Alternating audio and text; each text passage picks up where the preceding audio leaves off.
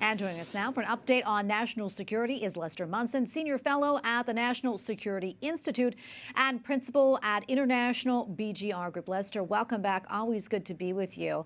As we just heard a lot of talk on Capitol Hill about border security, let's talk more about that and how it relates to our national security.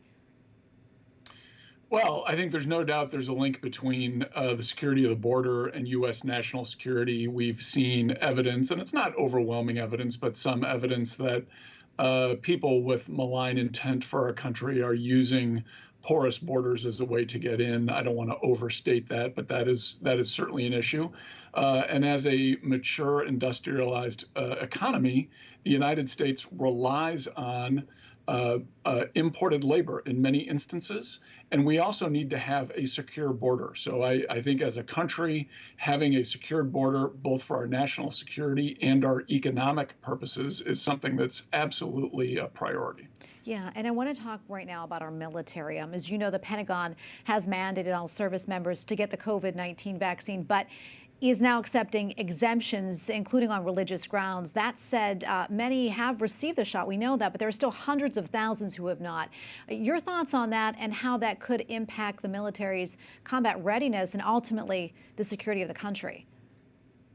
Well, my view is that the military has required vaccines for the purpose of military readiness. We do not want to have a military force that is susceptible to the virus.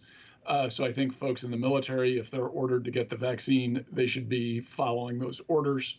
The vaccine is safe. It is certainly safer than not getting the vaccine. I don't have a ton of sympathy, unless it's on very strict religious grounds, for folks who are refusing to get vaccinated in the U.S. military. It's a volunteer force. We need to have those folks vaccinated. That's the best thing for the country.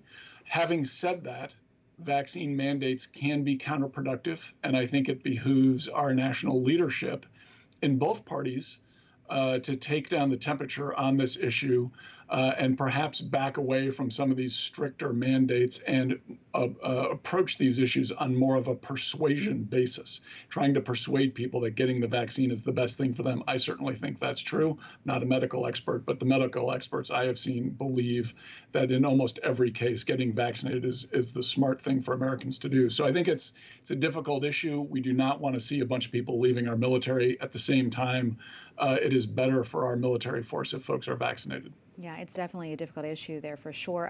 As you know, the U.S. also held a cybersecurity summit yesterday with more than 30 countries, but Russia was notably not invited. How important is cybersecurity, and what threats are you particularly concerned about?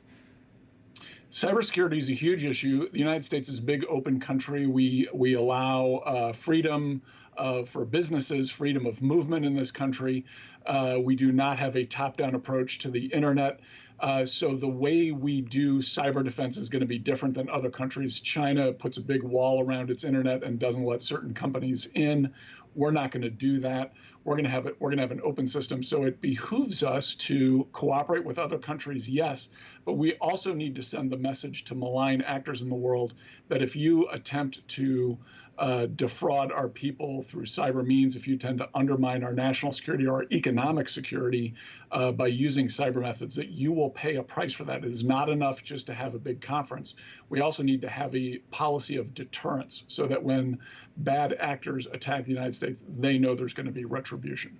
Yeah, and you brought up China. I quickly want to talk about that before we wrap up. We've been tracking the tensions between China and Taiwan. Can you tell us where things stand and why this conflict is really having such a big impact on U.S.-China relations?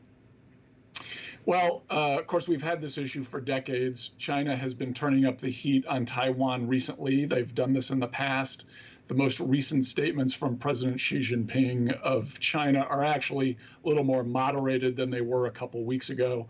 We're anticipating a virtual summit between President Biden and President Xi in the near future.